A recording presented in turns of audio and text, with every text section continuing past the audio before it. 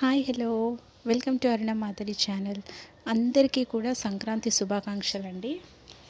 నా వీడియో చూస్తున్నందుకు చాలా చాలా థ్యాంక్స్ అండి. ప్రతి ఒక్కరికి కూడా చాలా థ్యాంక్స్.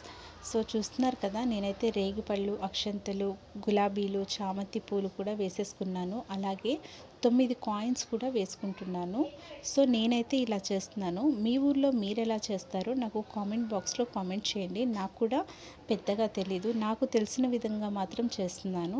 సో అందులో నేను ఈ అరుణ్ ఐస్ క్రీమ్స్ కూడా పెట్టేసి పోద్దాము అని అనుకున్నాను, కానీ అందులో పట్టట్లేదని చెప్పేసి అని పక్కన పెట్టేశాను.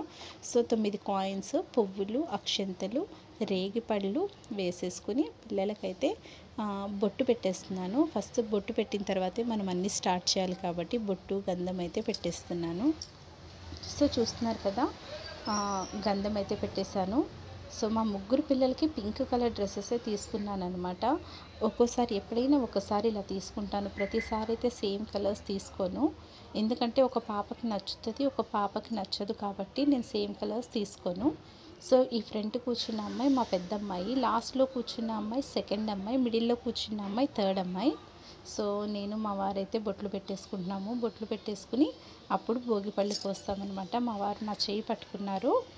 సో ఇద్దరం కలిసి పోయాలి కదా, అట్లా ఏ పని చేసినా ఇద్దరం కలిసే చేస్తామండి. ఎవరికైనా బొట్టు పెట్టాలన్నా, లేదా వడి నింపాలన్నా, పెళ్లి పిల్లని చెయ్యాలన్నా మా హస్బెండ్ లేనిదైతే నేను చెయ్యను. సో మా పిల్లలైతే భోగిపళ్ళతో పాటు ఐస్ క్రీమ్స్ కూడా వేస్తున్నాను కదా, పెట్టేసరికల్లా వాళ్ళు కొంచెం హ్యాపీగా ఫీల్ అయిపోతున్నారు. సో మా ఊర్లో మా సాంప్రదాయం ఏంటంటే, పిల్లలకి ఇలాగా ఏదైనా వేసినప్పుడు లేదా పెట్టినప్పుడు ఇలాగ దండం పెట్టుకుంటాం అన్నమాట. ఇదైతే మా ఊర్లో ప్రతి ఒక్కళ్ళు చేసే సాంప్రదాయం అన్నమాట. అక్షంతలు కూడా వేసేస్తున్నాము, చూస్తున్నారు కదా. సో ఇది అయిపోయిన తర్వాత మా పక్కింటి పిల్లలు కూడా వచ్చారనమాట. సో అప్పుడే వచ్చేసరికల్లా వాళ్ళకు కూడా పక్కనే కూర్చోబెట్టి వాళ్ళకు కూడా భోగిపళ్ళు పోసాము.